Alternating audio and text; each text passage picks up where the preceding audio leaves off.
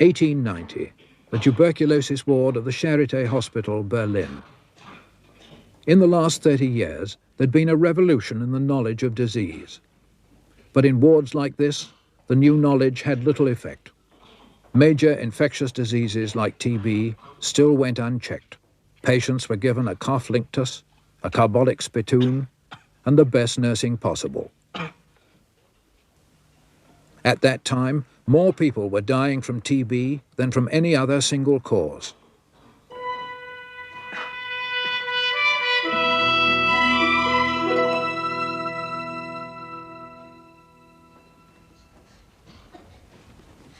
It was much the same with diphtheria, a disease of children, so often fatal. Again, the mechanism of the disease was now known, but so far, treatment for these children remained crude, even dangerous. But the French success with the treatment of rabies had raised public expectations. Here in Berlin, Robert Koch found himself expected to achieve something of similar magnitude as Germany's leading bacteriologist.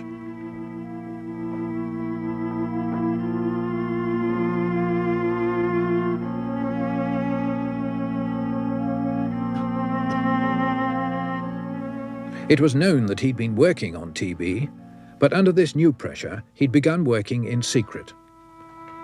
He was now director of the Institute of Hygiene, where he gathered round him some remarkable men.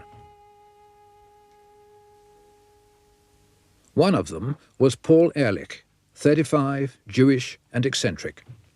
He'd been in Breslau as a medical student when Koch, then just a country GP, had caused a sensation with his anthrax work. Koch had recognized Ehrlich's outstanding ability, but always short of money, had only been able to offer him laboratory space. Here, Ehrlich worked unpaid. A great theoretician, at that time, Ehrlich probably knew more than anyone about the nature of the body's immune response to disease. Certainly as much as Emil Behring, a doctor seconded from the army to eke out Koch's slender resources.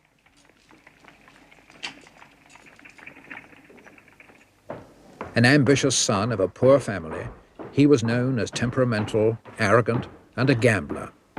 From the beginning, he'd never got on well with Koch. But his research was promising. He'd taken up work begun by the French on diphtheria. Along with the Japanese, Kitasato, he'd been looking for substances which might neutralize the damaging poison which Emil Roux had found secreted by the diphtheria germs. Behring had been trying iodine trichloride, an antiseptic which he hoped might neutralize the bacterial poison, or toxin as it was called. If you would please to look, Dr. Behring, we have 2 survivors. They're alive? 2 survivors among such heap of corpses. Progress we make. So far, after hundreds of attempts, iodine trichloride had proved of little use in neutralizing the toxin. But this success pointed to a new experiment. So I've cured diphtheria in 2 living animals. A happy chance? No matter. If we inject this one with diphtheria again, we shall see now if it's immune.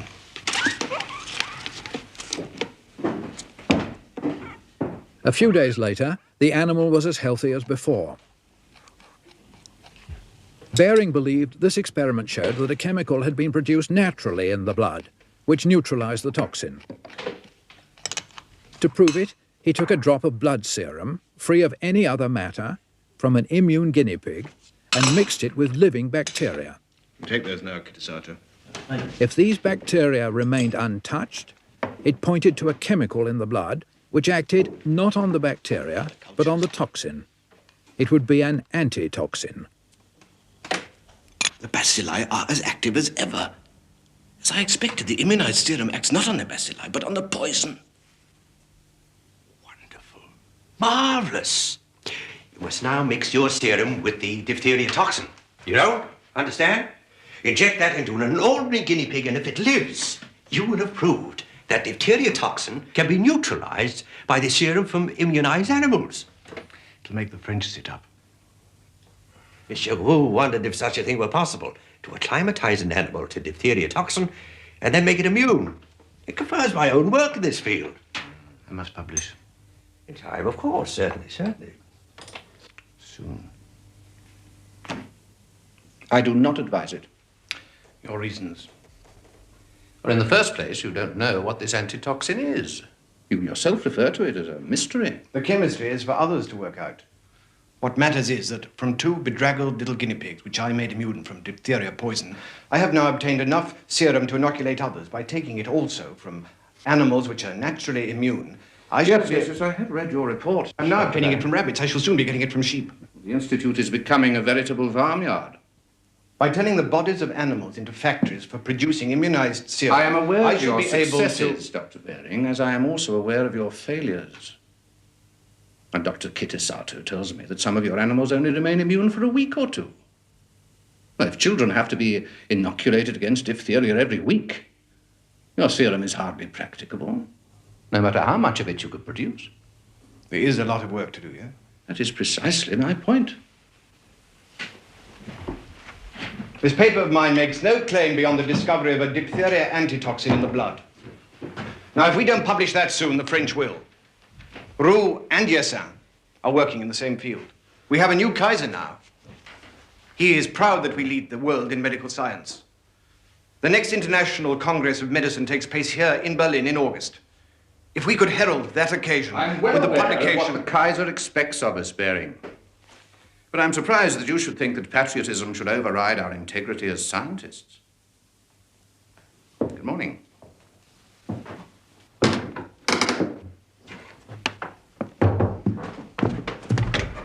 Oh, it's Dr. In the laboratory.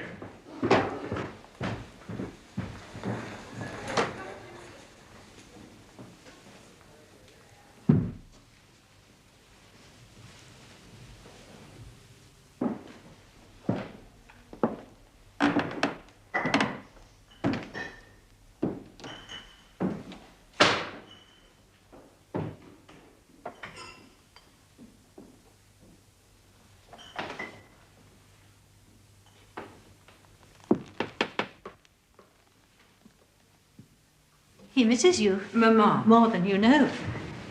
He stays up later and later. It's not always work, I know that. You meant a lot to him, Gertrude. And you? You kept him young. He thinks I make him old. That's stupid. He's no one here to talk to now but me. And I never was one he could converse with. Not about his work. You gave him his first microscope. That was a long time ago. Don't make such a martyr of yourself, Mamma. He talks of travelling again. That's always a bad sign. He knows very well he can't, with all his work at the Institute. Work that gets him nowhere. Nonsense. He's on the point of finding a cure for tuberculosis. And when that happens... Your father's not achieved anything for 6 years now. That worries you? It worries him.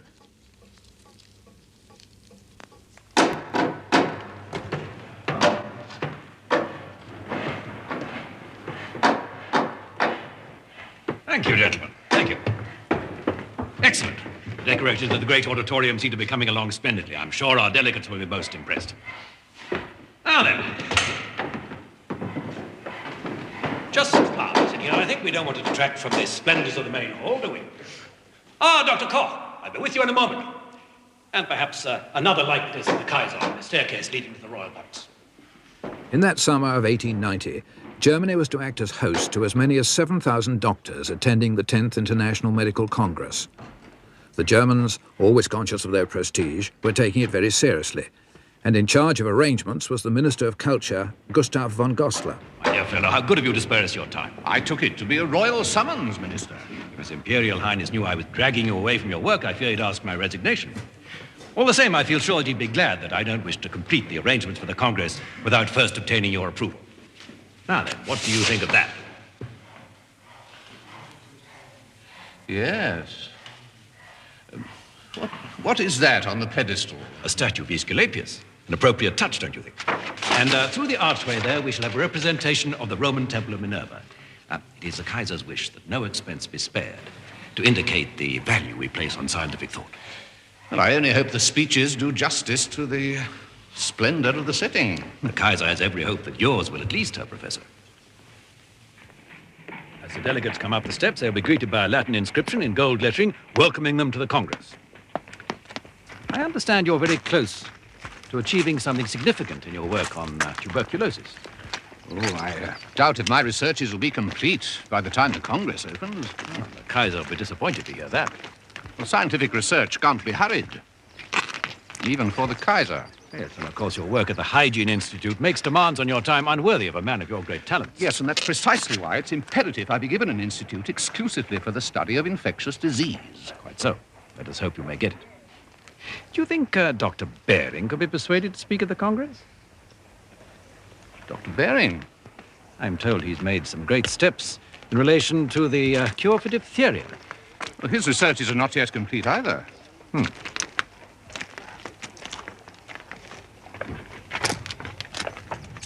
Well, thank you for your approval of our arrangements, Dr. Koch. And should you find that your work on tuberculosis comes to a satisfactory conclusion... I will, of course, announce it. At the Congress. It would be the added fillip needed to persuade Parliament to authorize the expenditure for the new institute.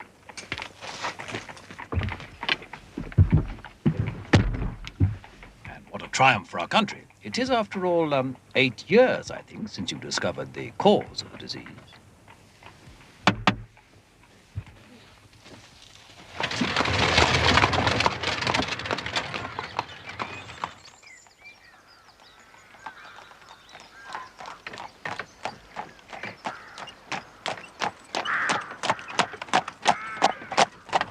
They'd make you a baron. Von... And that would please you? Might even justify my being in love with you. Oh, you need justification. To love a man as old as you? Certainly I do. So, if I were to retire into obscurity, as I think my wife would like me to... Oh, I could never love a man whose only achievements were behind him. For more than 2 years now, Koch had been seeing a young girl, Hedwig Freiburg, in secret. He was 47, she was 20. They'd met at an artist's studio where Hedwig worked and where Koch had gone for a sitting. They say there'll be 7,000 people in that hall to hear you. Cure for consumption. What if I can't find one? Then you're not Robert Koch.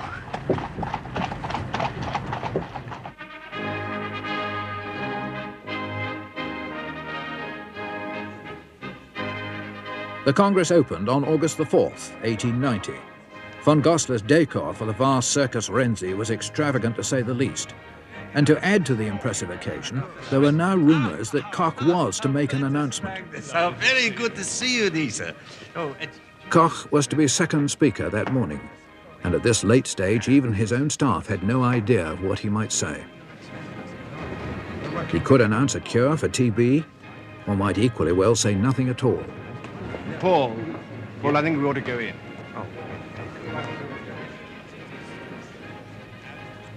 The proceedings were opened by one of Koch's sternest critics, the eminence grise of German medicine, Rudolf Virchow.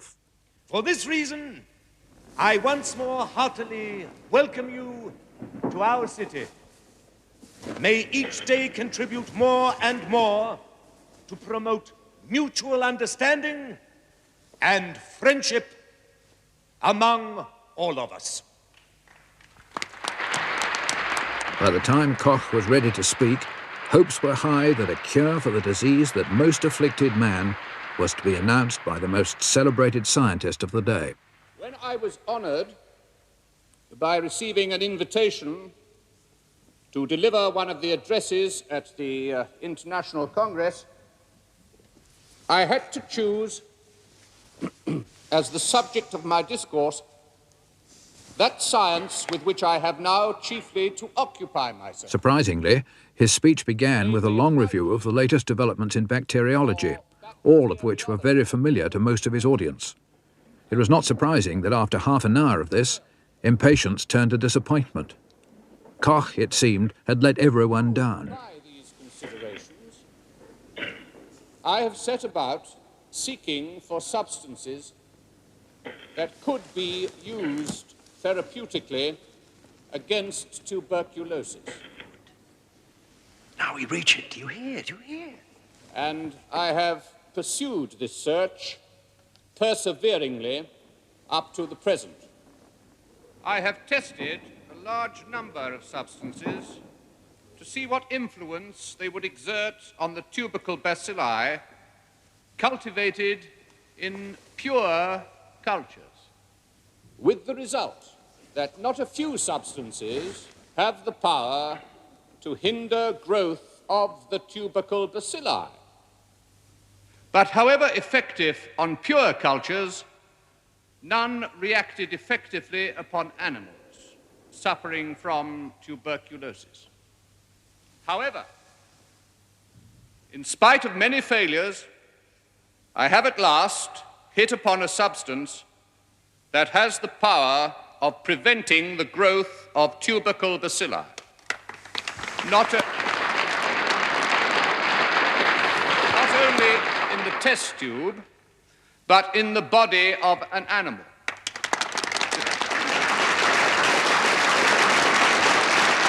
My researches on this subject are not yet completed.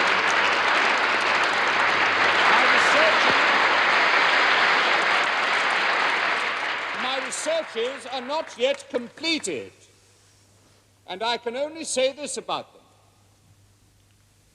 Guinea pigs, if exposed to this substance, cease to react to the inoculation of the tuberculosis virus, and in those suffering from the disease, to a high degree, the morbid process can be brought completely to a standstill. However,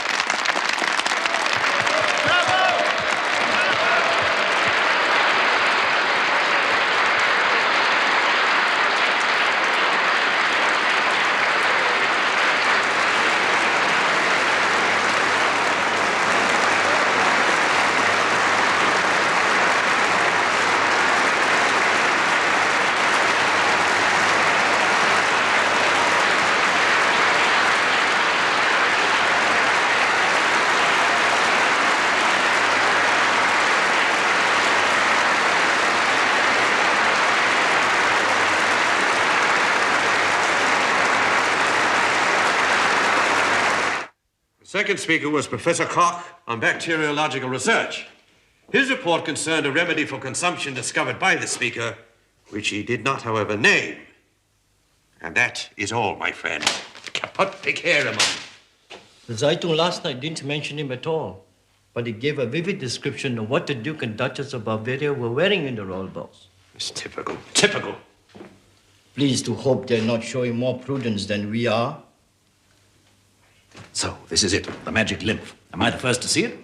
apart from my assistant, Dr. Livett. So the great killer is to be felled at last. It's a little early to say that, Minister. The Kaiser has asked me to convey to you personally his congratulations on your achievement. But there is no achievement yet, Minister. Anyone who listened carefully to what I said yesterday... An occasion which will be recorded in the annals of our country as one of the great milestones of medical history. Only if tuberculin works. There is a doubt. It's only been tried on guinea pigs. One rather gathered. I said, very plainly, that my researches are not yet completed. I don't recall. There was too much emotional fuss going on, perhaps.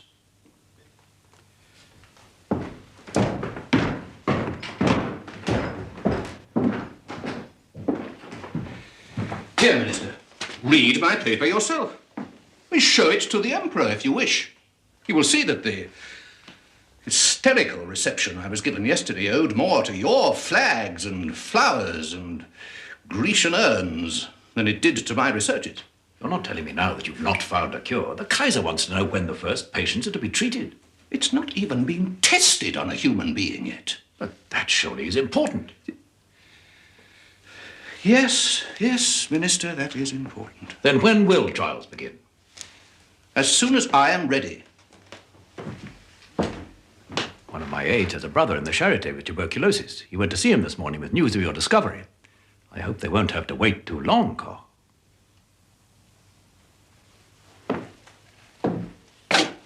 May I at least inform His Imperial Highness that hospital tests will begin within 1 month? Within 3 months. I hope we are not, after all, disappointed. That would be unthinkable. You will not be disappointed.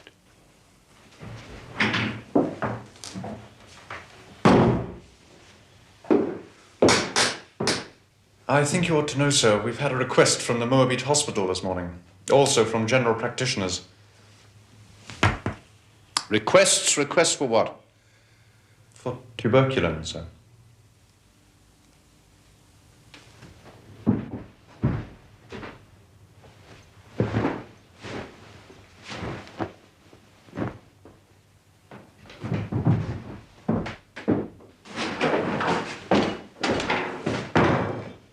Lock the door.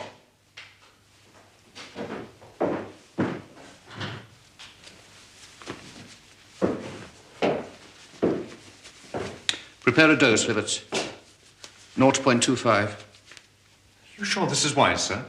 I mean, what if something should go wrong? It doesn't have to be tested on you, sir. Who else?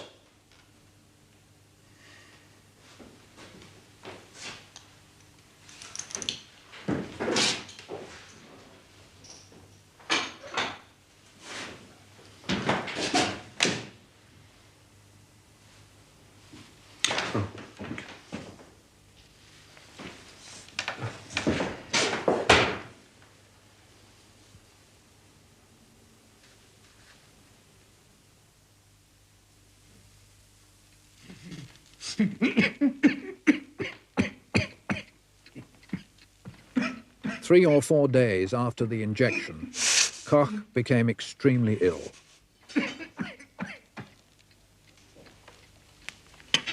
Yet throughout, he recorded every detail of his symptoms. First, his notes describe his difficulty with breathing, his aching limbs.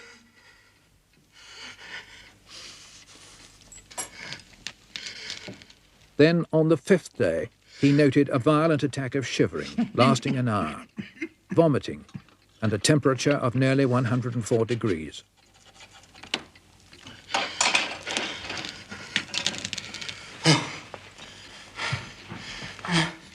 You must let me get a doctor. No. No, Edward will come. But why not? You're very sick. Just leave me alone, Emmy.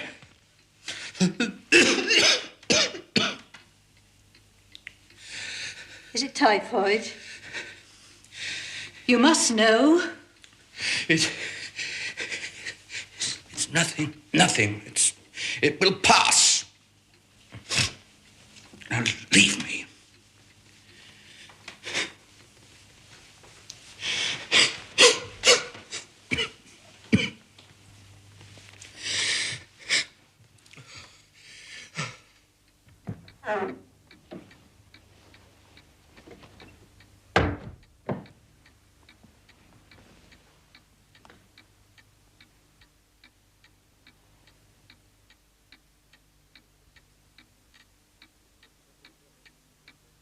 It took several days for the effect of Koch's inoculation to die down. Yet so great was the pressure on him that on the basis of this one experiment on himself, he allowed full-scale trials to begin at the Charité Hospital. His son-in-law, Dr. Edward Fools, gave the first injections, deliberately confined to milder cases. Maybe a little unpleasant for a day or two, but you'll be well enough today.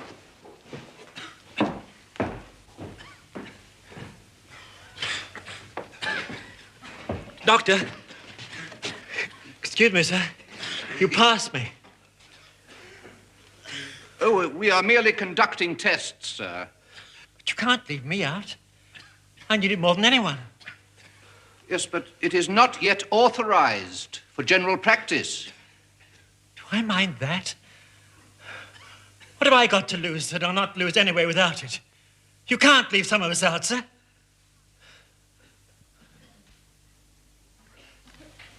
He's like a medieval mountebank. Dr. Koch's magic elixir. Secrets known only to him. Look at these blood clots after 30 seconds. I now know how much ricin is needed to clot the blood of a mouse weighing 10 grams and kill it in 48 hours. Yes. Forgive me for intruding. It's probably some Pasteur-type attenuated vaccine. Why won't he say? He should reveal his research work. Yes, I must get back to mine. If the doses are built up gradually, the mouse develops immunity long before the fatal dose is reached. Wasserman and I want to carry this work into your field, Emil, working out precisely how diphtheria antitoxin can build up. If you ask me, it's an antitoxin Koch is working on. How so? He's familiar enough with my work on diphtheria and tetanus. Robert Koch stands in no need of other people's ideas, Dr. Bering. He's produced nothing original for 6 years. Picks my brains on antitoxins, tells me not to publish. And a few months later comes out with something that sounds remarkably similar and refuses even to reveal how he arrived at it. Gutman is going to try it out at the Moabit Hospital. I said I'd help him. You? I am a qualified doctor of medicine. But you don't know what tuberculin is. Dr. Koch does. That's enough for most of us.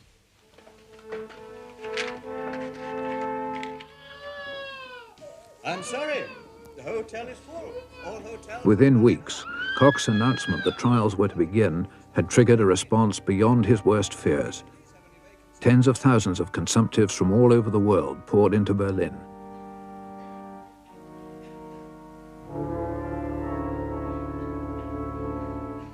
The weather was now bitterly cold. A handful only were treated in the Charité. The rest were left to dubious outpatients clinics run in the foyers of the main hotels. I can give no more injections tonight. My supplies are limited. I'll be back again at 6 tomorrow evening. But my son is dying. Then I doubt if Dr. Koch's lymph would save him anyway. It is not recommended for advanced cases. It's our only hope. We have come all the way from Menton. Everyone has come a long way, madame. Some of the patients in the lounge have come from America. But what do we do? There are no more admissions to the hospitals. We don't even have anywhere to stay.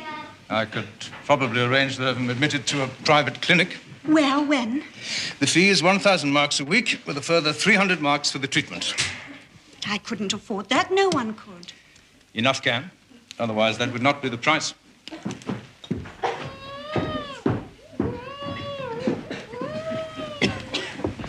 Try the Germania. Dr. Levy is giving injections there at 6:30. The Germania? Where's that? Turn to the right out of the hotel and keep going. It's on the Alexanderplatz. Conan Doyle, who was in Berlin during that winter, wrote that many more consumptives were dying from the appalling conditions than could ever be cured by Koch's lymph. Tell the world you have a cure for consumption, and then be surprised when the world beats a path to your door. You should have let well alone. You only did it out of vanity. Trying to show them you were still Robert Koch. I'm only 47, Emmy. I have years ahead of me yet. Years and years of original work. You've done more than most. Great achievements. Anthrax, cholera, the TB microbe. Why can't you sit back now and leave it to the younger ones?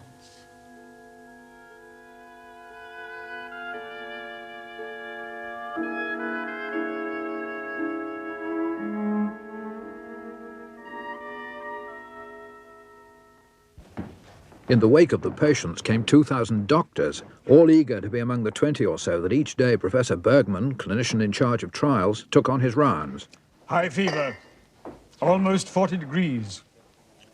Observe the effect of the injection in the tubercular swelling of his cheeks, nose, neck, even arms.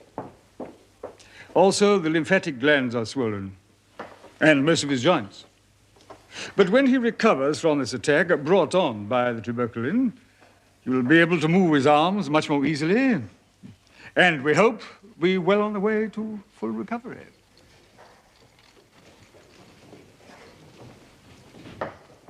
Now, this patient received his injection a week ago, and as you see, he's growing stronger. Well done. There's no point administering the lymph to really advanced cases where the tuberculosis is too ingrained to be cured, or where processes apart from tubercular ones, such as changes in the pulmonary tissue, are at work. Though too early to say what the lasting effect will be, there's no doubt that in the short term at least, Dr. Koch's treatment is proving effective.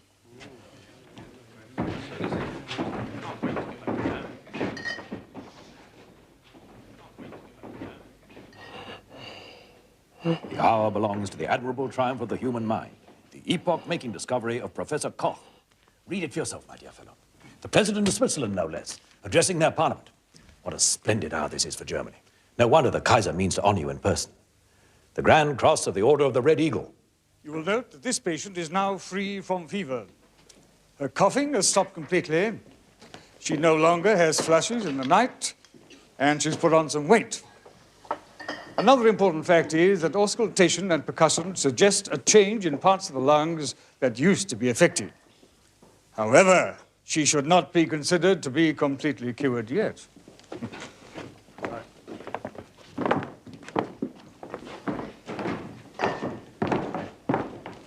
In some cases, the bacilli disappear, producing the physical manifestations you just observed, only to be produced anew in the phlegm. But doubtless such cases will prove to be exceptions. In recent years, only Bismarck and von Moltke have been given the freedom of Berlin. My heartiest congratulations. Have you stopped the profiteering on tuberculin yet? We are going to fix the price at 25 marks for the 5-gram bottle. 500 doses, that's 5 pfennigs each. That's cheap enough. With regard to the rationing of supplies, the priorities first come the University and General Hospitals of Berlin, then similar hospitals in the rest of the country, then clinics in Vienna, Paris, London. This patient is now free of fever. Indeed, appears to be free of the disease. It's too early to say if he's cured yet.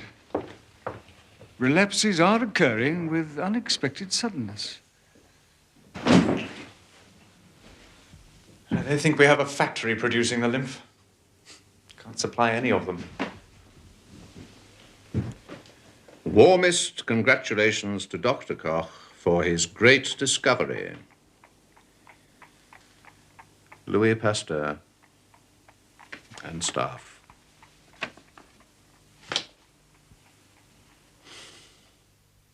The relative importance of the humoral and cellular theories of immunity. On December the 11th, Behring read his paper on diphtheria antitoxins. It made a profound impression. Point of view. Possibly the dosage was increased too rapidly.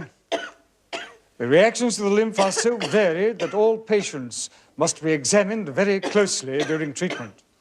If the bacilli get a chance to renew themselves, they act, it seems, with increased virulence.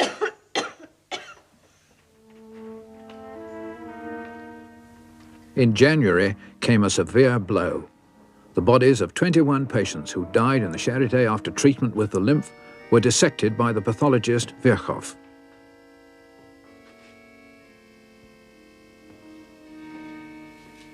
Virchow's prestige was enormous, his judgments unquestioned, whether motivated by animosity to Koch or not. New tubercles, you said? Yes, sir. Completely fresh ones. These swellings can hardly be temporary, as Dr. Koch maintained. Active growth in all internal organs. A cavern in the lung here, sir.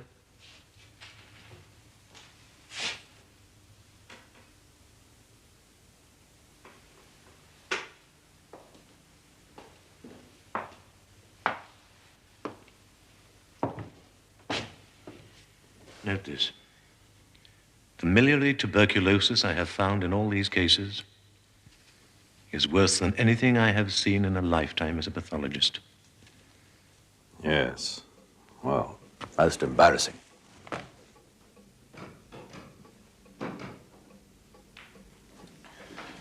Professor Virchow is entitled to his opinion. Yes, indeed, an opinion.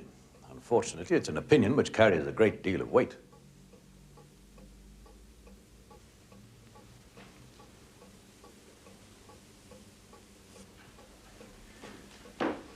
I constantly stress the need for minimal doses. But some of these doctors, in their haste, their ignorance... Yes. Well, fortunately, the government approved the new institute before this all came out. Let's not get disheartened. It's early days yet. Oh, yes. I mean, there have been many cures. I mean, the reports from Hanover are excellent. Exactly. A setback, no more.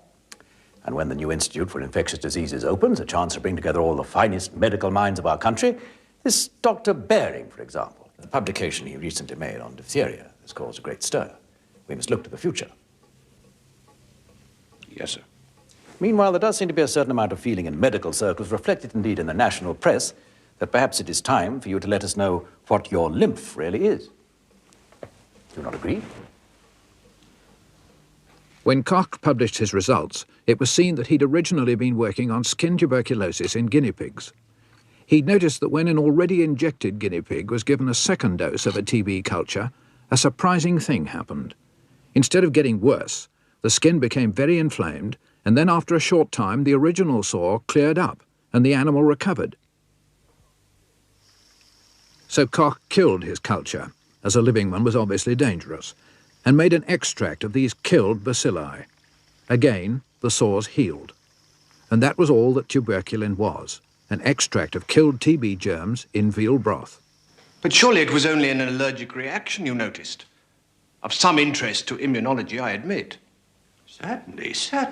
We'll learn a lot about immunity from this, and to help diagnose the disease too. But to cure from a filtered broth.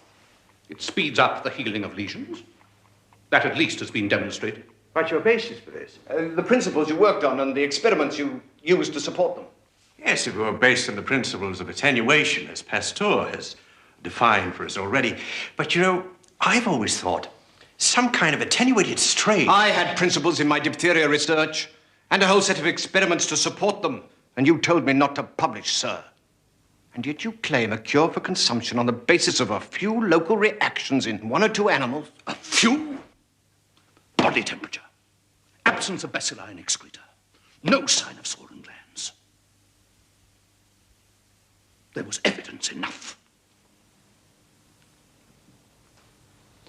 What did you find internally? If the public hadn't gone quite mad when the lymph was first introduced. You did dissect the animals after you... If doctors had any idea about the sizes of dosage... Did you dissect? Some of the overdoses prescribed were frightening. I mean, no wonder people died. How could I be expected to keep control of what was happening with thousands of hysterical people pouring into Berlin every day? Did you dissect? This has taken years of my life! I did not intend to place it precipitately in the hands of fools.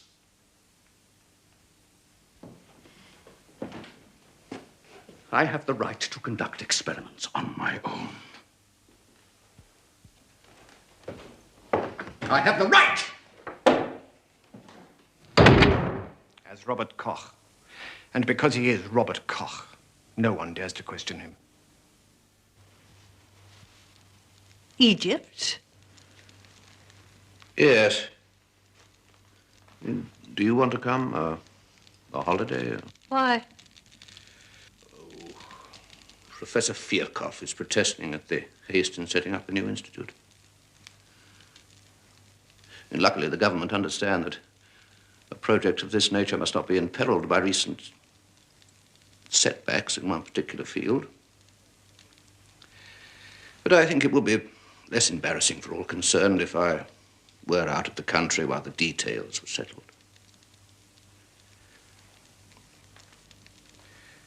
Alexandria, I thought. Where you are still such a hero. No, Robert, I'm staying here. so Koch went to Egypt alone, while the storm over tuberculin blew over. From there, he wrote to Hedwig. You have been my only consolation in this time of turmoil. As long as you love me, the trials of fate cannot beat me down. Dearest Hedwig, do not abandon me, for your love is my comfort and the star to which I fix my gaze. By the autumn of 1891, the promised Institute for Infectious Diseases was ready, and in the team that Koch gathered here on his return from Alexandria were Paul Ehrlich, Kita Sato, and, inevitably, Emil Behring. His work on antitoxins had made him internationally famous. His self-esteem had grown to match. Its potential as a preventative will be developed later. In any event, I don't intend to start the first clinical trials until well into the new year, probably at the charity. To raise hopes prematurely before you're as certain as you possibly can be is, in my opinion, bordering on the criminal. Please come with me.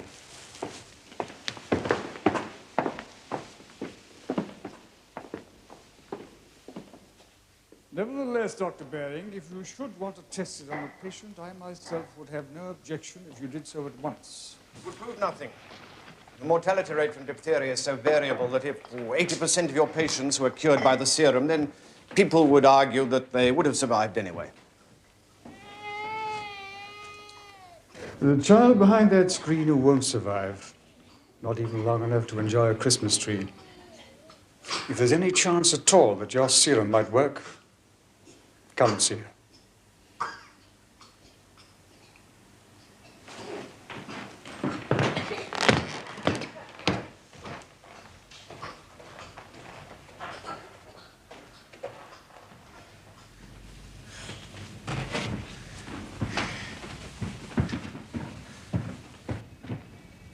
No paralysis yet, but it will come. The progress of the disease appears quite unalterable. An artificial windpipe in her throat may allow her to breathe, but it doesn't halt the disease. Your serum might. You have nothing to lose. The old family house is up for sale in Clausthal. Remember it? Of course. I didn't live far from it myself, did I? I might buy it back again. We're leaving Berlin? No. But it would be convenient to have somewhere near Strasbourg, where Trudy is. And since you liked Clausthal, I thought you might be happier there than in Berlin. Leaving you here, with Hedwig Freiberg.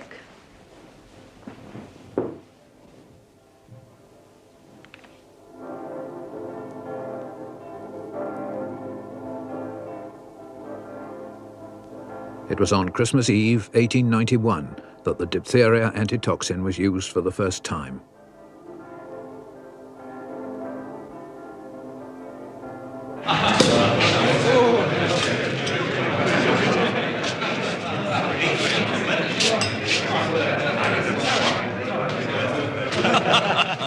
Carl, I used to say, bring me a caviar sandwich. It always turned out to be a stale roll with a bit of ham in it.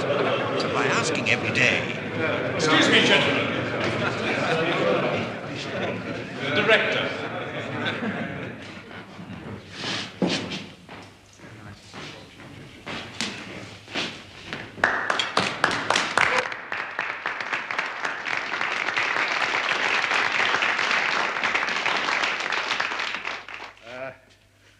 No, I don't intend to make a speech. But on this, our first New Year's Eve together, I would like to wish you all success in your various endeavors in the coming year, and to propose a toast to the Institute. To the Institute.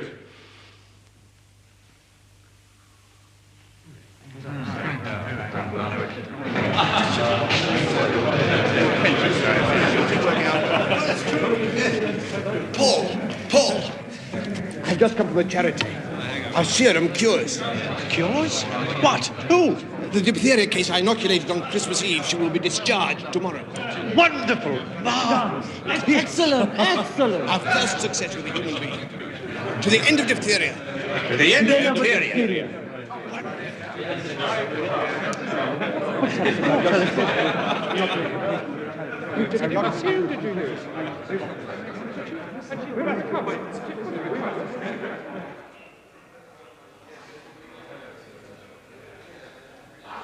But like Koch's tuberculin, Behring's antitoxin also ran into difficulties. A few children recovered, but many died. There were bitter recriminations. At best, the results were hopelessly variable.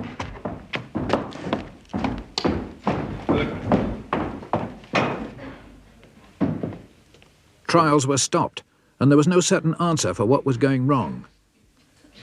So Behring, although unwilling to share his success with anyone, was driven to ask for assistance. For some time now, Ehrlich had been working on the problems of standardizing sera, and it was to him that Behring went. There you have it. It's simple. You cannot use toxin as a standard because it's unstable.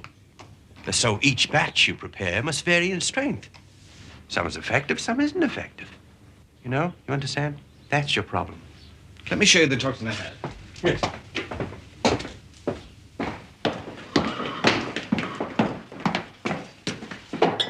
This is it. How old is that? Oh, several weeks. Oh, I can tell you exactly. Never mind. If it was kept that long, it's probably useless. What do you mean? Well, unless you keep toxin in some preservative, it's useless. It's probably decomposed. Now, you're just jumping to conclusions. Look how good the results of the Merbit are from the most recent batch of antitoxin that we made with it. Did you use preservative? No, we didn't. But then I the don't see Merbit was just lucky. It's probably a mild outbreak. That preparation is useless. Look, there is enough toxin in that flask to supply large-scale manufacture for the next 50 years. Wishful thinking. There's probably not enough there for one horse. Don't be so arrogant, Paul. Look. Look at the results. The death rate is down to 30%. You ask for my advice, I give it. Now, you know as well as I do that the results of the Moabit were more to do with the mildness of the outbreak than the success of your cure. Just look at these figures. I'm not interested in the figures. Now, what is it going to be? Am I going to help you, or am I not? Do you have an alternative? Yes, I do. You use the antitoxin as the standard because it's stable. Now, here, let me show you.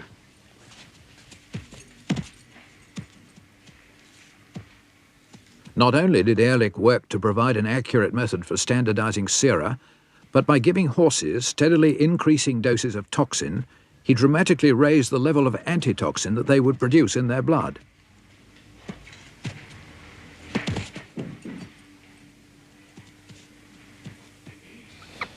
For more than 6 months, Ehrlich and Behring worked together, and throughout their disagreements mounted.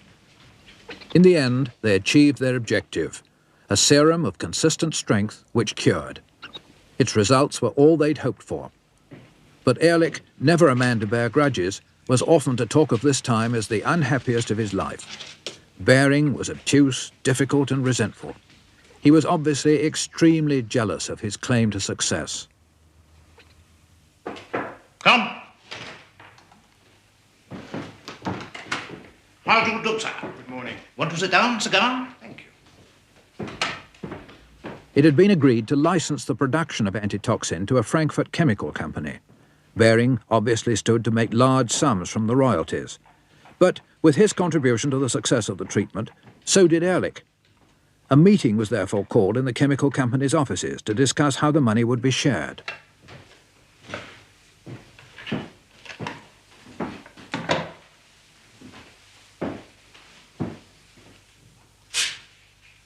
Come. Oh, here. Thank you. Thank you. Ah, Dr. Ehrlich, come in. Really? An honor to meet you, sir. Oh, thank you. I received a telegram. Urgent. It's about the patent, Paul. Well, surely that could have waited. I have some very delicate experimental work to do. Well, you understand. Took me 2 hours to get here. No, we won't keep you long, sir. Hardly at all if you're interested in what Dr. Behring has to say to you. I was talking to Althoff the other day. Who? von Goslar's successor, the new Minister of Culture. I told him I thought it was high time you had a research institute of your own. What did he say? He agreed. After all your work on immunity, he has to. Will it happen? Will it? Will it? Research laboratory of my own with time and money and... When? You would need to forego the royalties from our anti-diphtheria serum. The director of a state institute is not allowed to receive money from commercial interests. Oh. Oh, yes. Well, naturally. Well, perhaps first you should see whether you get given an institute. On the other hand, since your field of research is immunity against disease, you're unlikely to be offered one so long as you're profiting financially from the commercial production of a particular serum. If you do feel inclined to renounce any claim on the company because of this possibility, I have the papers ready drawn out for your signature. Can you be sure that you can get me this institute? I have a lot of influence in government circle these days, Paul. All right.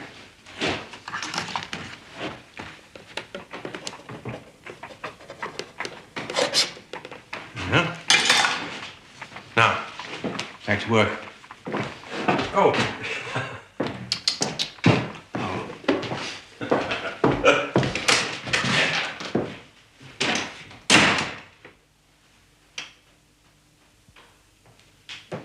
Profiting from Ehrlich's share of the royalties as well as his own, Bering became extremely wealthy. He was soon made a baron, entitled to the prefix von, an honour never bestowed on Koch or Ehrlich. And it was Bering who, in 1901, was awarded the first Nobel Prize for medicine. As to Ehrlich, Bering did not apparently have the influence he claimed, and for some years Ehrlich continued to work unpaid in the small laboratory at Koch's Institute.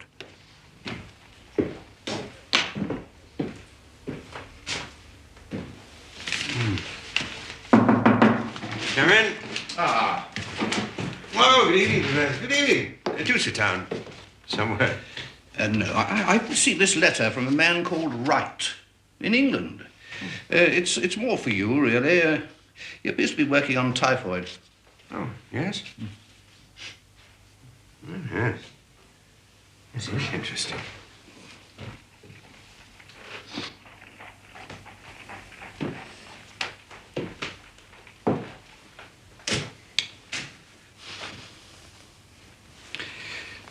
What is that? Oh, yes, I call that the side chain theory. Allow me to explain it to you. Oh, no, not now. I beg of you. I must get home. My wife expects me. Oh, yes. How is your new tuberculin work developing? Very well, very well. It's prepared from living virulent strains of human bacilli, dried and ground, and extracted with water to remove all soluble toxins. Good, that sounds promising, very promising. Yes. It may, I think, have a use for diagnostic purposes. As you once said. Did I? Good night. Good night. Oh, give my regards to Emmy. Emmy and I are parted. You must remember, surely, my present wife's name is Hedwig. Yes, of course. I'm so sorry. Hedwig. Like mine. Yes. Society doesn't altogether approve, I'm afraid. But I made her work abroad. Tropical diseases. Hedwig has the same fondness for travel that I have. Good night.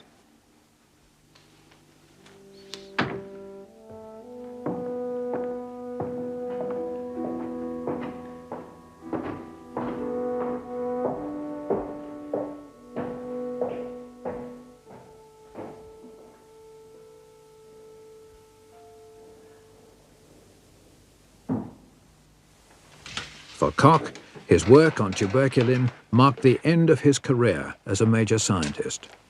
Ehrlich's career, however, had only just begun.